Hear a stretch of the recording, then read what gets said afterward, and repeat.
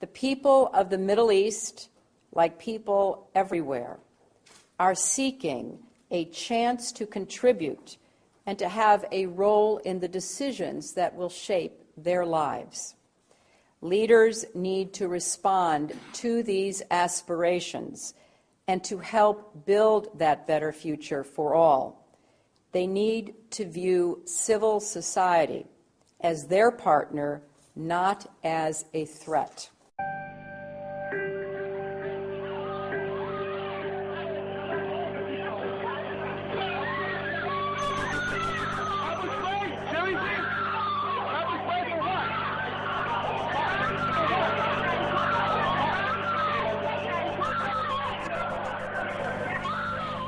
I want to take this opportunity to update the American people about the situation in Libya. Last month, protesters took to the streets across the country to demand their universal rights and a government that is accountable to them and responsive to their aspirations. But they were met with an iron fist. Freedom of assembly, freedom of expression, and freedom of the press. Come here, Chris.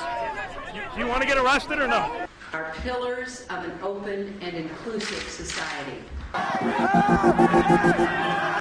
There is a clear responsibility by the Egyptian government to hold accountable those responsible for these attacks.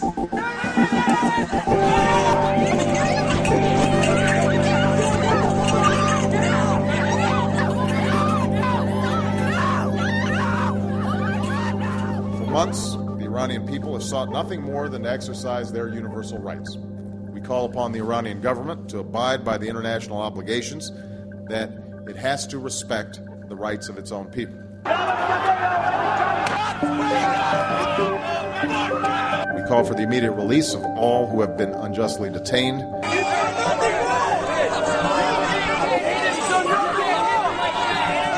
And I'm confident that history will be on the side of those who seek justice.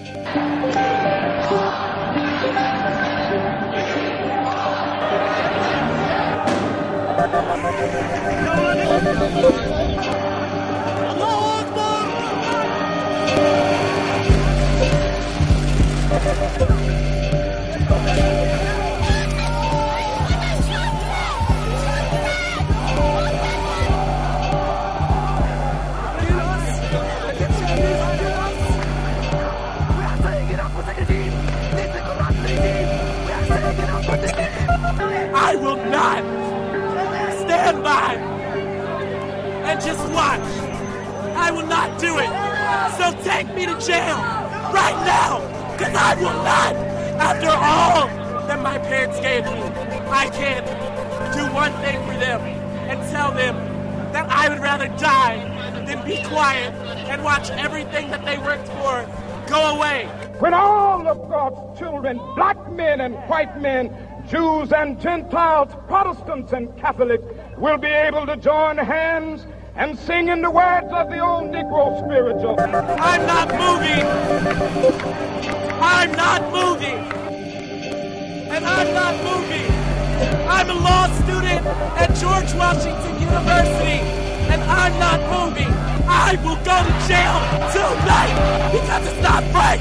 We are against violence, and we would call to account the Iranian government that is once again using its security forces and resorting to violence to prevent the free expression of ideas from their own people.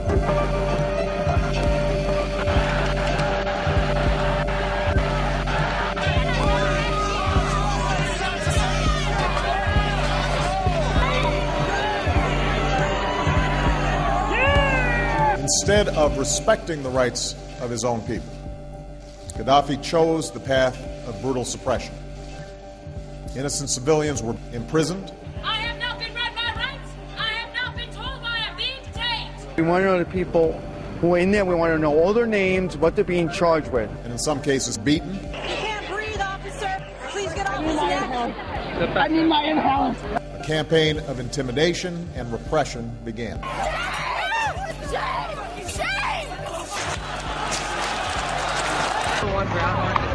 It is the responsibility of the government of Libya to respect the universal rights of their own people, including their right to free expression and assembly.